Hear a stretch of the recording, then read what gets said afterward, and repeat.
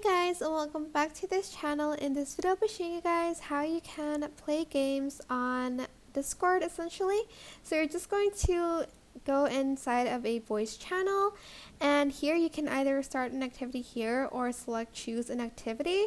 So I'm just going to select start an activity here, and here are the few games that you can play.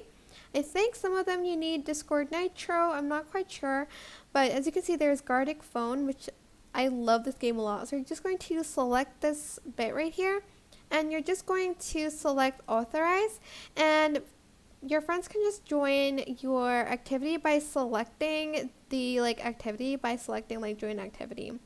So this is just an example, so there's no people here, but you're just going to select start a play, and you can do this with a lot of games.